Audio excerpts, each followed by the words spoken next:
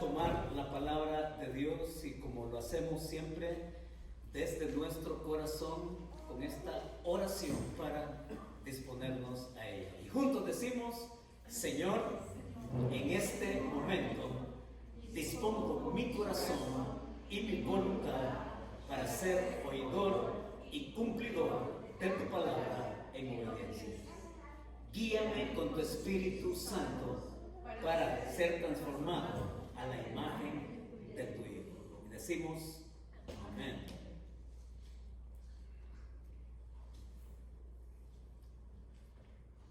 Un hombre chino llamado Li Fuyan había intentado todos los tratamientos imaginables para aliviar sus constantes dolores de cabeza. Lo había intentado todo, pero nada le funcionaba, hasta que un día él decidió tomarse una radiografía que finalmente le reveló que era la causa.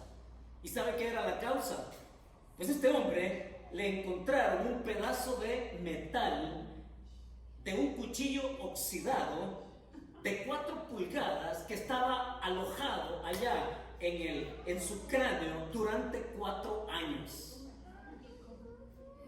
Este hombre fue asaltado y fue atacado por un ladrón, y Fuyan había sufrido laceraciones en su lado derecho de su mandíbula, pero nunca supo que parte del cuchillo se había quebrado dentro de su cabeza. Así que no es de extrañar que sufriera tanto dolor, literalmente punzante. Es que ¿quién no sufre con objetos extraños en su cuerpo? ¿Quién no sufre con cosas extrañas en su cuerpo? Y ha sucedido en todos los hospitales, me atrevo a decir, en todos los hospitales, cuando la persona ha salido de un quirófano y que por accidente al equipo médico se le olvidó sacar ese pequeño pedazo de gasa en la cirugía. O algún instrumento quirúrgico que se les olvidó sacar, lo dejaron ahí, lo cosieron y mandaron a esta persona a su casa. Días después tiene que regresar de emergencia para sacárselo. Es que ¿quién quiere vivir con cosas extrañas en su cuerpo? Nadie. Puede ser o puede llevarlo incluso al borde de la muerte. Y así como no podemos vivir con cosas extrañas en nuestro cuerpo, oigan hermanos, tampoco se puede vivir con cosas extrañas en el alma. No se puede vivir con cosas extrañas en nuestro ser, en nuestra vida con el Señor. Y me pregunto, ¿qué pasaría si de pronto a nosotros, a cada uno de los que estamos aquí o de los que nos escuchan también, si nos tomaran una radiografía? ¿Qué creen ustedes que revelaría esa radiografía de nuestra alma? ¿Qué aparecería en esas imágenes si se nos tomara una radiografía de nuestra alma? ¿Y sabe qué? A lo mejor esa radiografía de nuestra alma revelaría esas secuelas que todavía nos atormentan por haber tomado una decisión equivocada. Esa radiografía probablemente descubriría el remordimiento por no arreglar algo que todavía ahí está pendiente. Esa radiografía de seguro sacaría a la luz la vergüenza por no cumplir con el papel que nos corresponde. A lo mejor esa radiografía, esos rayos X, sacarían a la luz ese sentimiento de derrota por estar esclavizado a algún hábito. Es que me pregunto, ¿qué pasaría si nos tomaran una radiografía cada uno de nuestra alma? ¿Qué sería lo que sacaría a la luz esa radiografía? Y muchas veces, hermanos, nos acostumbramos y vemos como normal el estar viviendo con cosas extrañas en nuestra vida, en nuestra alma. Y así como un pedazo de gasa es incompatible a nuestro organismo y que nos puede ocasionar, qué sé yo, peores infecciones, el cuerpo no puede vivir con cosas extrañas, tampoco el alma puede vivir con cosas extrañas. Cosas extrañas que muchas veces incluso hasta nos cuesta identificar qué es la causa. Pero ¿sabe? El día de hoy, el escritor que Dios ha escogido para nosotros esta mañana nos lleva a que sepamos identificar qué es lo que tenemos, para que podamos alinearnos en la voluntad y en el propósito de Dios y no admitir en nuestra vida, en nuestra alma, cosas extrañas que nos aíslan o que nos distancian de ese propósito y voluntad de Dios en nuestra vida. ¿Quiere ir conmigo allá a Primera de Timoteo, capítulo 1? Allá es Pablo el que está escribiéndole una carta a Timoteo. Y en esa carta él le va a decir qué es aquello a lo cual él tiene que enfocarse. Por eso es que el título que yo le puse al mensaje el día de hoy es Rayos X del alma. ¿Sí? Los rayos X del alma. ¿Cuáles son esos rayos X? Es aquí lo que encontramos en Pablo escribiéndole a Timoteo. Y tenemos que recordar a dónde es que está Timoteo. Fíjense, porque Pablo le dice a Timoteo al principio de la epístola, en el capítulo 1, le dice: por eso te rogué que te quedases en Éfeso, ahí en la ciudad de Éfeso, para que corrigieses lo que no está de acuerdo a la sana doctrina. Y desde el principio mismo de la carta, Pablo le está diciendo a Timoteo que él tiene que velar por aquello que es la verdad, por aquello que lo va a mantener con su visión clara de hacia dónde tiene que ir, cómo tiene que vivir, cómo tiene que ser él como pastor. Oigan, este Timoteo era un pastor joven, era un pastor que quedó a cargo de la iglesia de Éfeso, nada más y nada menos que en Éfeso. Quizás a mí, si me hubieran dado a elegir alguna iglesia, la que menos hubiera preferido estar sería esta. Siempre lo hubiera preferido a ustedes. Porque, ¿saben, mis hermanos? Es esta iglesia que este hombre, Pablo, le escribe y le da a conocer la tremenda responsabilidad que van a caer sobre los hombros de Timoteo. Y este hombre, todo el tiempo que pasa en Éfeso como pastor, él sabe cuidar lo que Pablo precisamente le está señalando. Y después de que Timoteo sale de Éfeso, van a ocurrir muchas cosas. Van a ocurrir muchas cosas, de las cuales ahí en Apocalipsis capítulo 2 es la primera iglesia que se menciona, la iglesia de Éfeso. Y va a decir allá Juan al escribir en el capítulo 2 que estos de Éfeso han sabido rechazar a aquellos que se llaman apóstoles, que han comprobado que son mentirosos, que son falsos, de acuerdo a la verdad.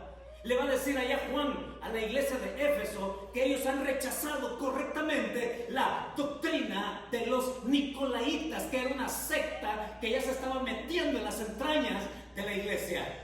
Es esta iglesia de Éfeso que, en tanto el tiempo que duró Timoteo como pastor, él supo cuidar lo que Pablo le está encomendando acá. Es esa iglesia en Éfeso que allá en Apocalipsis también le va a decir: pero dice, tengo contra ti algo, iglesia, y has perdido tu primer amor.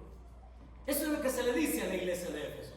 ¿Y qué es perder el primer amor? El primer amor, tal cual Juan lo presenta allá, es el mismo amor que Pablo aquí intensamente, desde su ímpetu de corazón, de cuánto les ama, les dice que sepan guardar. El primer amor es la prioridad por Cristo. Si queremos entender a Pablo, es el gran celo que él siempre tuvo por la iglesia en Éfeso y por todas las iglesias a las cuales él les manda una epístola, como también el primer amor del cual se menciona en Apocalipsis 2. Tu primer amor es la prioridad de quién es Cristo en tu vida. Pero tengo algo contra ti, iglesia, le dice allá Juan a esta iglesia. ¿Qué pasa, hermanos, con nosotros hoy? Lo que pasa con nosotros hoy es lo que necesitamos también prestarle atención a lo que está en el capítulo 3, del versículo 16 al 15. Así como lo oye, capítulo 3, versos del 16 al 15. ¿Escuchó muy bien? Sí, vamos a comenzar desde atrás, desde el capítulo 16, para entender qué significa el versículo 15. Son dos principios que Pablo nos va a dar a conocer acá, en el versículo 16 y en el versículo 15. En este mensaje que yo titulé Rayos X del alma. ¿Está listo para esta radiografía? Espero que sí. Vaya conmigo, dígame que ya lo tiene, por favor, y lea conmigo el versículo 16, donde encontramos nuestro segundo principio. Hoy comenzamos con el segundo principio, así que verso 16, léalo conmigo, y dice así: indiscutiblemente grande es el misterio de la piedad. Dios fue manifestado en carne, justificado en el Espíritu, visto de los ángeles, predicado a los gentiles, creído en el mundo, recibido arriba en gloria. Así como Pablo le indica a Timoteo dónde tienen que estar sus sentidos, su voluntad, su corazón. Y el segundo principio para nosotros acá en este versículo 16 es este: deja que la verdad, está diciendo Pablo, deja que la verdad te mantenga enfocado en tu caminar con Cristo. Deja que la verdad te mantenga enfocado en tu caminar con Cristo. Se lo voy a decir por tercera vez: deja que la verdad te mantenga enfocado en tu caminar con Cristo. Y lo que Pablo está describiendo en el versículo 16 es la verdad que pone al descubierto eso que desde el principio él ha llamado misterio. Pablo le habla a Timoteo y le habla de un misterio en toda la epístola. Ese misterio que deja de serlo, ese misterio que tiene que ver con una revelación, y que esa revelación viene a ser la verdad contundente donde descansa la fe de todo aquel que confiesa a Jesucristo como Señor y Salvador. Pero antes de hablar de verdades absolutas, mis hermanos, necesitamos hablar de esas verdades relativas. Necesitamos hablar de esas verdades o semiverdades o de aparente verdades con que nosotros nos encontramos todos los días. ¿Cuáles son esas medias verdades? ¿Cuáles son esas cosas, esas creencias con que nosotros allá platicamos con la gente? Antes de hablar de la verdad absoluta, necesitamos hablar de esas verdades con que la gente acostumbra conversar con nosotros. Por ejemplo, esas verdades relativas, ese tipo de creencias, ese tipo de creencias inconclusas, confusas, esas creencias que son extraviadas, esas creencias que son centradas en lo que cada uno puede hacer y lograr. Son esas creencias, oigan hermanos, que se basan en la especulación. Son esas creencias que se basan en la suposición. Son esas creencias que se basan en teorías.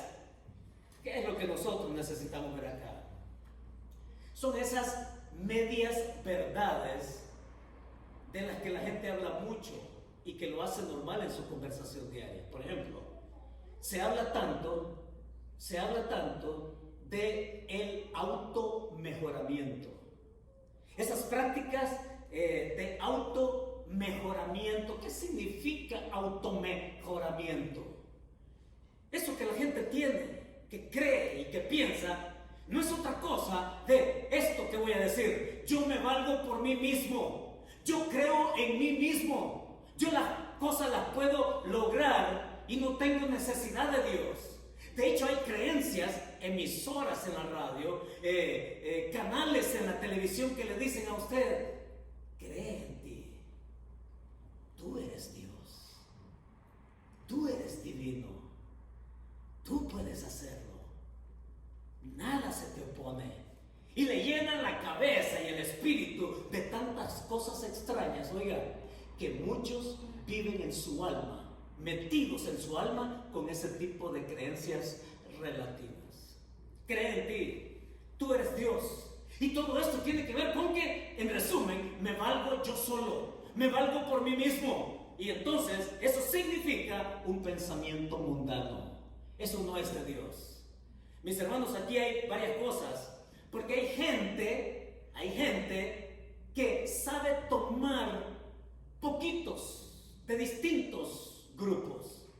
Y he oído y he conversado con personas que dicen, no, yo tomo lo bonito de este grupo, y tomo lo bonito de este otro grupo, y tomo lo bonito de aquel otro grupo y de aquel otro grupo, y se llenan de tantos pocos que viven una vida con cosas extrañas metidas en su alma. Una de las cosas que aquí Pablo le está diciendo es que hay una verdad, y esa verdad es absoluta. Pero hay que tener cuidado, Timoteo le dice, con esas medias verdades, porque ¿sabe usted qué pasa con las medias verdades? Lo que pasa con las medias verdades, y es algo que los psicólogos también trabajan mucho, consultando a algunos psicólogos en la línea psicológica, ellos hablan que cuando se habla de medias verdades, lo que sale a flote al final de cuentas es la mentira completa. Los psicólogos trabajan mucho esto. Así que cuidémonos con las medias verdades. Y otros por ahí usan el concepto de mentiras piadosas. ¿Sí? Mis hermanos, cuidado con esas cosas extrañas, porque es necesario que primero nos planteemos qué es el entorno que Timoteo está enfrentando. Es Pablo que sabe muy bien que su discípulo Timoteo, como pastor en esta iglesia de Éfeso, él va a estar rodeado de todo tipo de creencias, de cualquier ensalada de pensamiento. Recordemos que Timoteo está en una iglesia de miembros que han salido de esa cultura greco-romana, de una cultura que, si no fuera ya suficiente y peor, la cultura romana, asociarla y mezclarla con la cultura griega, oigan, esto es un desastre. Realmente, cuando nosotros venimos a ver el sentimiento de Pablo al describirle a él dónde es que tiene que estar bien parado, mis hermanos, es que lo que Pablo le está diciendo a Timoteo es: Timoteo, cuidado con prostituir tu corazón. Cuidado, Timoteo, y tú tienes la responsabilidad de hablarle a tus miembros de esas cosas extrañas que pueden acoger en su alma, que pueden acoger en su corazón. Timoteo, tú tienes que enseñarle. Y mis hermanos, este es el reto de todos nosotros en nuestro tiempo. No prostituyamos nuestro corazón, no prostituyamos nuestra alma. Es por eso que Pablo, miren de qué manera Pablo le está diciendo a Timoteo, indiscutiblemente le dice Pablo, grande es el misterio de la piedad. Y comienza donde tiene que comenzar. Dios fue manifestado en carne. Eso se llama la encarnación, de la cual se nos habla en la Escritura. La encarnación del Hijo de Dios, que fue manifestado en carne. Ese misterio, grande es el misterio de la piedad. ¿Sabe? Como lo hemos leído ahí en Colosenses, solo se lo leo así rapidito, Colosenses 1. Por eso les dije al principio, leamos y saboreemos todo lo que dice del Señor ahí en Colosenses, que habla Pablo a los colosenses de la supremacía del Hijo de Dios. Pero recordemos lo que dice en el versículo 26. Mire, el misterio que había estado oculto desde los siglos y edades, pero que ahora ha sido manifestado, dice, a sus santos, a quienes Dios quiso dar a conocer las riquezas de la gloria de este misterio, ¿sí? Entre los gentiles. Y oiga el misterio, esto ya no es un misterio, esto ya no es un secreto a voces, esto es una realidad y es una verdad absoluta que Pablo dice que es Cristo en vosotros, la esperanza de gloria. Ese es el misterio. Ese misterio que es grande es porque la persona que se descubre y que da a conocer al mismo Dios, al mismo Padre, por el Hijo, es la cabeza de la grandeza, de lo inmensurable, de lo que, hermanos, no se puede medir, semejante grandeza del Hijo de Dios. Es Pablo quien está poniendo entonces a Timoteo en sintonía con esa grandeza. Y si usted va a la segunda epístola de Timoteo, ahí a una página más adelante, capítulo 1, el verso 10, dice Pablo: pero que ahora ha sido manifestada por la aparición de nuestro Salvador Jesucristo, el cual quitó la muerte y sacó a luz la vida y la inmortalidad por el Evangelio. Hermanos, qué grande, ¿no? Aquí no estamos hablando de medias verdades. Aquí no estamos hablando de cosas extrañas, estas que pueden ser letales, nocivas y tóxicas. No, estamos hablando de la verdad absoluta en Cristo Jesús, que viene a nosotros y que con su luz puede brillar al punto de llevarnos hacia donde el Padre Celestial quiere. Y una de las cosas hermosas de ese misterio, ¿sabe qué más?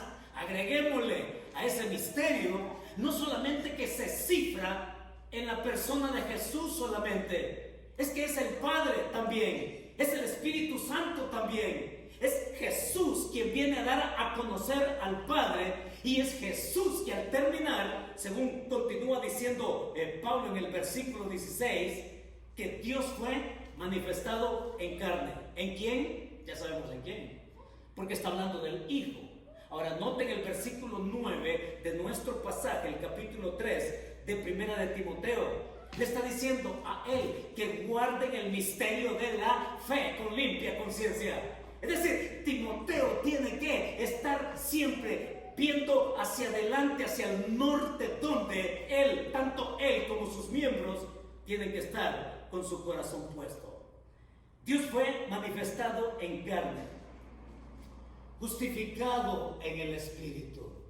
¿Sabe qué descubrí con esto de justificado en el Espíritu? ¿No le pasa? O sea, ¿no le suena raro a usted esto? Que diga, ¿qué es ser justificado por el Espíritu Santo? Es el Espíritu Santo. Por eso es que estamos hablando de la Trinidad. El Padre, el Dios Padre, que se da a conocer por el Dios Hijo, y que este Hijo, al concluir su obra redentora e ir a la diestra de su Padre, este Hijo mora espiritualmente en la persona del Espíritu Santo. Es ahí donde la Trinidad, hermanos, nuestra salvación es una obra trinitaria. Es así como Pablo lo describe allá precisamente a los Efesios en el capítulo 1. El Padre que escoge, el Hijo que nos redime, el Espíritu Santo que nos sella, el Espíritu Santo que nos guía hacia la verdad esta que significa para la iglesia.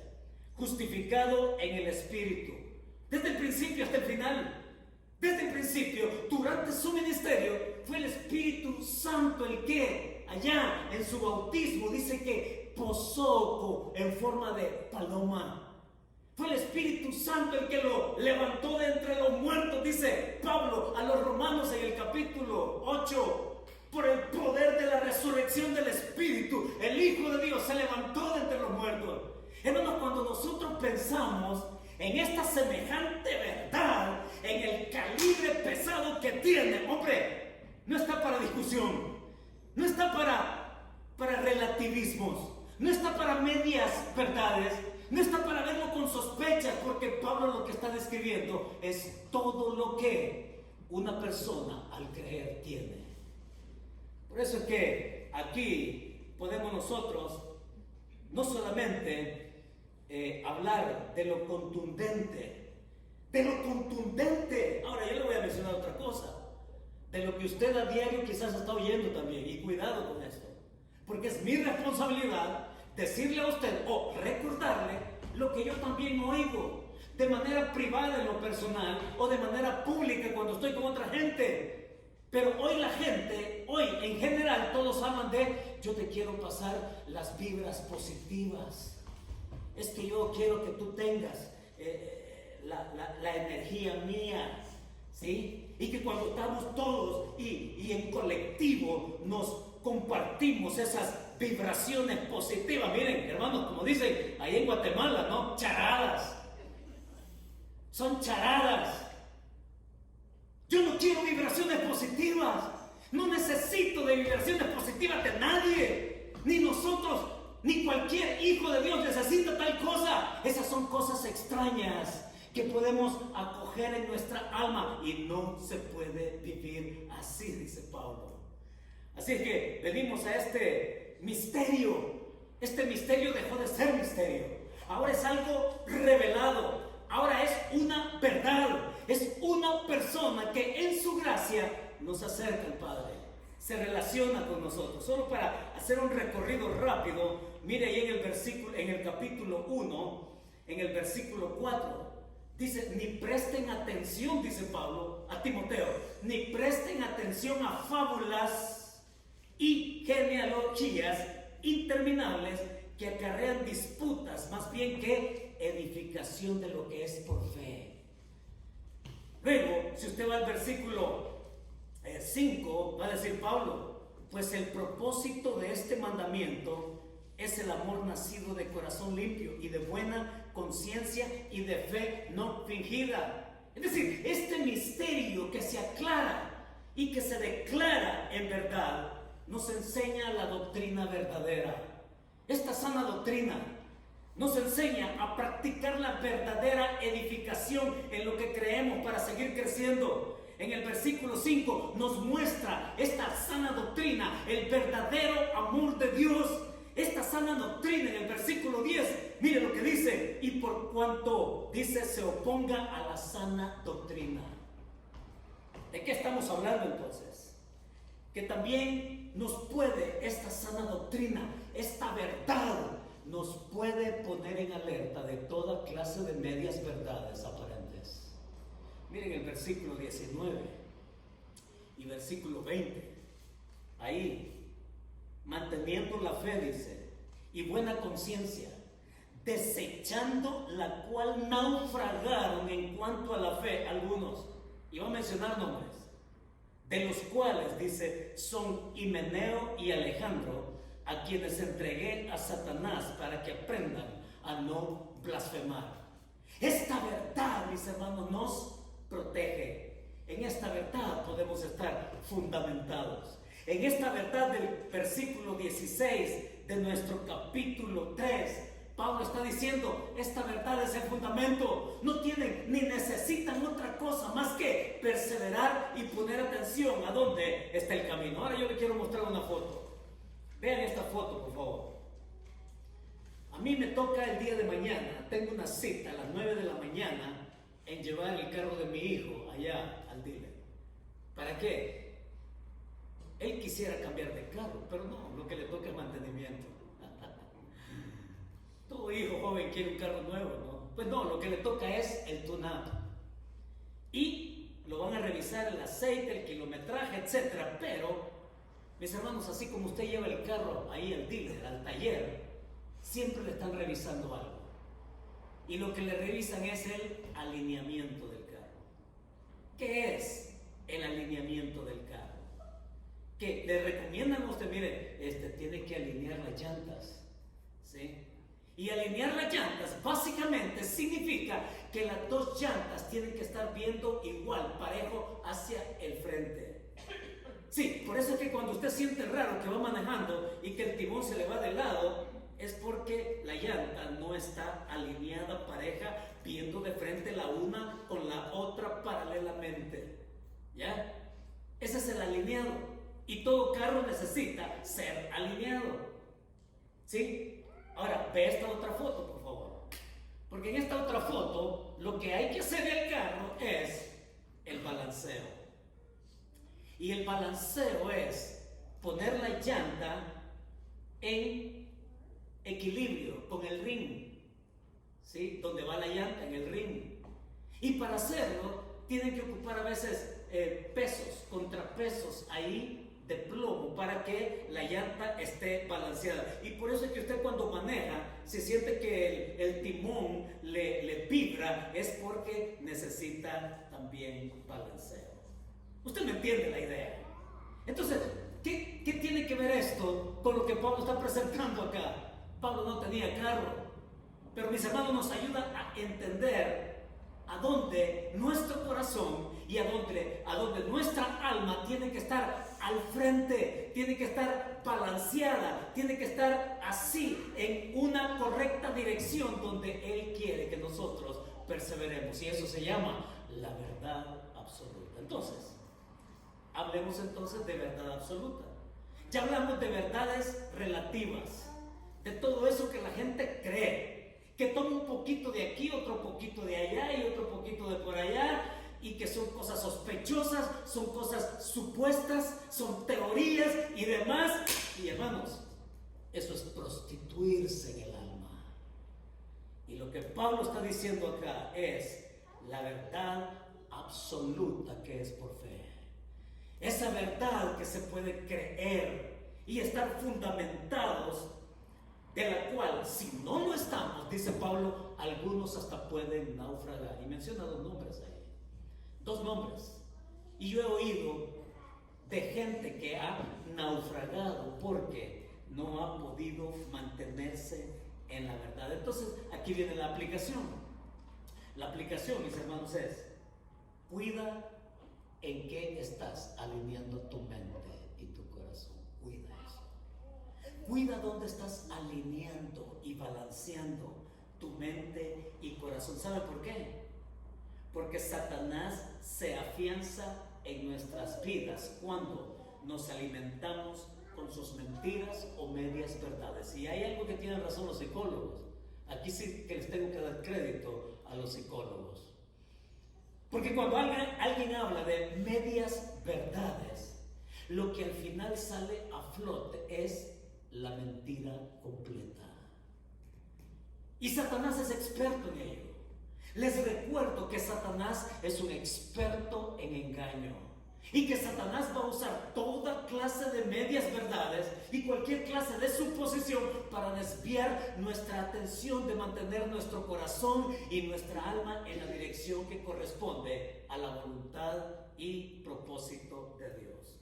Ahora, ese es el segundo principio que nos ha dicho acá: visto de los ángeles, predicado a los gentiles, creído en el mundo, recibido a él. Es que Pablo resume esta verdad desde el principio de la vida de Jesús hasta su entronación allá a la diestra del Padre. Lo resume en 6 líneas.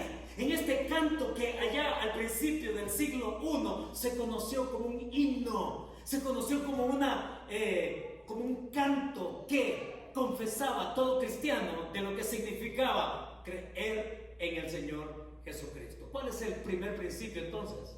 El primero ha sido, mis hermanos, en el versículo 16.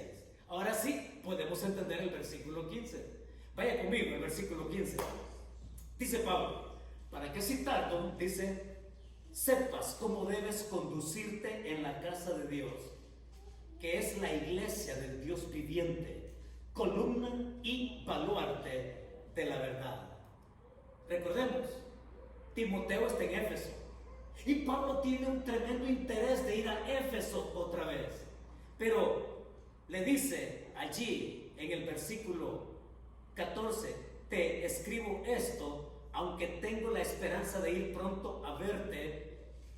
¿Para qué citarlo? Le dice: para qué citarlo, sepas cómo conducirte en la casa de Dios. ¿Cuál es el principio acá? El principio es este: mantente con la iniciativa de crecer sin pausas. Mantente con la iniciativa de crecer sin pausas. Y mis hermanos, cuando hablamos de crecer, cuando hablamos de conducirte, cuando hablamos de estar activo, significa estar dinámico, no pasivo. Y aquí Pablo le está diciendo entonces: Timoteo, cuida tus prácticas, cuida tus hábitos, tus prácticas y tus hábitos, Timoteo, porque miren allí en el capítulo 4, en el verso 7, le ha dicho también: desecha las fábulas profanas y de viejas. Dice: ejercítate para la piedad, ejercita tu fe. En otras palabras, en el versículo 15, mantente con la iniciativa de crecer, pero sin hacer pausas. Y oigan, mis hermanos, es interesante este asunto de las pausas.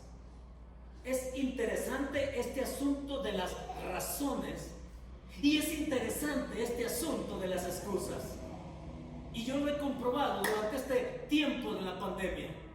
Y se lo voy a poner así bien fresquito, pero bien fresquito, como es el hecho que me motiva a mí a llamar a la gente para decirles que ya estamos aquí, juntos, en familia espiritual. Y por supuesto, durante el tiempo más cruel del virus, era tan razonable el hecho de por qué no nos congregábamos. Algunos tienen su opinión de por qué no iban a la iglesia, ¿ya?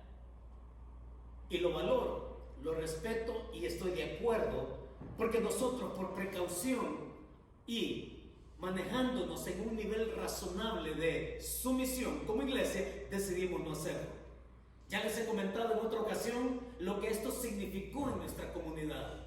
Significó un buen testimonio para ellos, de llamar a la oficina y de decir: gracias por tener cuidado de nosotros. Es que somos una iglesia de la comunidad, en la comunidad, para la comunidad. Pero una cosa son las razones que son valederas, pero otras cosas son las excusas. Déjeme ponerle la diferencia. Sí, muchos han pasado de lo que era una razón antes a una excusa hoy. Ya se pusieron la vacuna, ya les dio el virus, ya tienen anticuerpos, etc. Lo normal que podría permitirles congregarse. Ahora, lo que era una razón antes, ahora es una excusa. Y la excusa es ya no ir a la iglesia. Y se han acostumbrado a ya no ir a la iglesia. Y entonces aquí compruebo mis palabras de hace año y medio. Dios mío, es que no podía tener más razón cuando a este momento, al paso de año y medio de estar con ustedes ahora aquí, el día de hoy, recordar esas palabras de decir que todavía falta ver cómo vamos a hacer nosotros después de que esto pase, después de que esto termine, después de que todos pasemos por esta crisis en todo sentido, en todos los aspectos, en todos los lugares. Mis hermanos, yo me pregunto por eso, ¿qué pasaría si hoy por hoy nos hicieran una radiografía espiritual? ¿Cómo estamos en nuestra alma, en nuestro espíritu, en nuestro corazón el día de hoy, después de esta pandemia? Se supone que el 4 de julio es la fecha oficial que se ha escogido en este país para declararnos ya libres de la pandemia. ¿Sí? Entonces ya nos vamos a ver las caras nuevamente, ya no más mascarillas. Pero ¿a qué queremos llegar? Mis hermanos, ya no queremos llegar a excusas. Ya no queremos llegar a razones disfrazadas. Queremos decir que aquí estamos, que queremos adorar al Dios que se humanó, al Dios que nos rescató, al Dios que nos da un propósito en la vida y que nos ha asegurado un destino que es el que podemos compartir por la fe. Es este caminar que Pablo nos dice: Timoteo, mantente activo. Mantente activo, Timoteo. Sí, porque si usted va al capítulo 4 siempre en el versículo 13, oiga, le voy a decir cómo es que Pablo concretamente le dijo a Timoteo que se mantuviera activo. Dice ahí el versículo 13: entre tanto que voy, le dice, ocúpate en la lectura. Timoteo, en la lectura, ocúpate en la exhortación, ocúpate en la enseñanza. No descuides el don que hay en ti, que te fue dado mediante profecía con la imposición de las manos del presbiterio. Ocúpate en estas cosas, permanece en ellas para que tu aprovechamiento sea manifiesto a todos. Ocúpate, ejercítate. El versículo 16, ten cuidado de ti mismo, Timoteo. Sí, no te confíes de ti mismo, Timoteo. No pienses que tú solo puedes. Desvinculado de Cristo, alejado de Dios, congrégate, persevera, crece con tu iglesia hacia el gran propósito que Dios tiene con nosotros. Ya no más excusas, porque mis hermanos, ¿sabe qué he descubierto yo? Que mantenerse ocupado, que mantenerse ejercitado, que mantenerse dinámico, ¿sabe qué señal es esa? Esa es señal de madurez. Esa es señal de crecimiento. Esa es señal de dependencia. ¿Sabe qué es lo contrario? ¿Sabe qué es lo contrario de la madurez? Pues lo contrario de la madurez es la inmadurez. ¡Wow! qué gran descubrimiento. Lo contrario de la madurez es la inmadurez. Y por inmadurez tenemos que entender lo que Pablo está diciendo acá. Mis hermanos, atención a esto, porque yo no sé cuál es el concepto que cada uno tiene de inmadurez. Pero lo que Pablo está diciendo, que la inmadurez es la autocomplacencia. La inmadurez es complacer a otros, complacer a ellos con una vida sin sentido, complacer a otros con una vida sin propósito, complacer a otros con sus creencias así extrañas. La inmadurez es complacer a todos de esa manera, pero también la inmadurez es la autocomplacencia de no buscar seguir en la verdad, seguir en el propósito del Señor. Es al final de cuentas un asunto de orgullo y narcisismo. Esa es la inmadurez. Entonces en este versículo cierra Pablo en el 15: conducirte en la casa de Dios, dice, atención, porque no se está refiriendo al establecimiento, no se está refiriendo al edificio, está refiriéndose a la relación que hay entre la persona que ha creído y el Señor, por fe. Es el todo que Pablo quiere explicar. Pero no solamente es la experiencia personal de cada uno por fe en relación con Cristo que me hace a mí ser casa de Dios.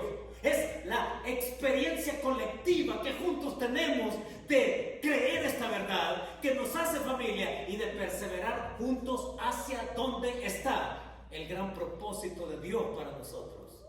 Y mire de qué manera. Y por si fuera poco, como si no fuera suficiente, como si no nos bastara, Pablo está diciendo al final del versículo 15 que es la iglesia del Dios viviente. Y oiga, columna y baluarte de la verdad. En otras palabras, con su fe personal y con nuestra fe colectiva, somos la revelación de la verdad con que nosotros hemos sido atraídos a la experiencia de relación con Cristo. Somos iglesia, baluarte, columna, fundamento de esta verdad. Así es que, mis hermanos, con esta verdad declarada acá, hay una verdad que nos llevamos a casa. Y la verdad que nos llevamos a casa es la que Pablo le deja a Timoteo, y es esta: mantente activo sin pausas. Tan simple, ¿no? Mantente activo sin pausas, confesando la verdad que te transforma. Le voy a decir cuál es el problema de las pausas. Atención a esto, porque el gran problema de las pausas, pues me di un domingo de no ir a la iglesia. Está bien, podrán ser razones que yo no se la voy a discutir. Si está enfermo, yo le voy a decir descanse, porque Dios a usted lo quiere recuperado. El gran problema de las pausas, por otras razones, mis hermanos, el gran problema de las pausas es que esos lapsos se pueden convertir en colapso. El lapsus, hoy no fui y no vuelvo a ir, y que prescindan de mí, y cada vez que voy alejándome, entonces muchos han terminado como Himeneo y Alejandro, alejados completamente de la verdad.